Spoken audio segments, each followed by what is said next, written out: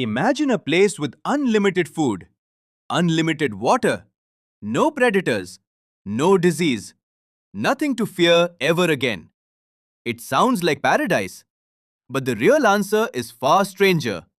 Because when scientists actually built this place, everyone inside it died. Not from hunger, not from a virus, not from an outside enemy. They died from something far harder to explain. And the same pattern might be quietly running underneath your own city, your own apartment building, your own crowded commute. This is the Calhoun effect. In 1968, a researcher named John B. Calhoun built something he called Universe 25. It wasn't a universe of stars and planets. It was a metal enclosure, a little over 9 feet square, divided into pens, ramps, and nesting boxes designed to be a perfect mouse habitat. Calhoun stocked it with food that never ran out, water that never ran out, clean nesting material refreshed constantly. No cats, no owls, no disease introduced. He placed 8 mice inside. And then he waited. At first, the mice did exactly what you'd expect. They ate, they explored, they reproduced at an explosive rate. The population doubled every 55 days. Calhoun had built them a utopia, and for a while, it looked like one. But utopias have a ceiling, even when food doesn't. Space in Universe 25 was fixed. The mice kept multiplying, but the square footage did not. By around day year 315, the population reached roughly 620. That doesn't sound overwhelming for a habitat that size. But something had already started breaking, long before the enclosure felt physically crowded. Here's the part that should stop you cold. The breakdown wasn't caused by starvation or thirst. It was caused by too many social interactions with no way to escape them. Calhoun had designed the space with limited nesting sites, and dominant males began controlling access to them. Subordinate males, unable to establish territory or a role, started clustering in the center of the enclosure in tangled, passive groups. Calhoun called this area the behavioral sink. It became the site of the strangest, most disturbing behavior in the entire study. Males in the sink stopped defending anything. Some became hyper-aggressive, attacking indiscriminately, even cannibalizing young. Others withdrew completely. Calhoun named this second group the beautiful ones because they groomed themselves obsessively and looked physically flawless. But they had stopped mating, stopped fighting, stopped doing almost anything except eating, sleeping, and grooming. They had, in Calhoun's words, become incapable of engaging in normal social behavior. Females in the crowded sink stopped building proper nests. Some abandoned or attacked their own pups. Infant mortality climbed past 90% in the more crowded sections.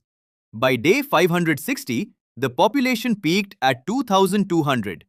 And then it began an irreversible decline. Even after Calhoun physically removed animals to relieve the crowding, the surviving population never recovered its normal behavior.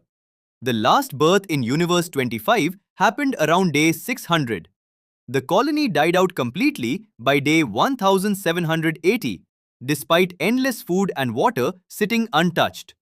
The mice didn't run out of resources. They ran out of roles. So what does a mouse enclosure from the 1960s have to do with you? Calhoun didn't think this was just a story about rodents. He published his findings in Scientific American under the title Population Density and Social Pathology, and the paper landed at exactly the moment American cities were being widely discussed as overcrowded, decaying, and dangerous. Urban planners, sociologists, and journalists seized on Universe 25 as a warning. If mice fell apart under crowding, wouldn't humans do the same in dense cities and high-rise housing projects?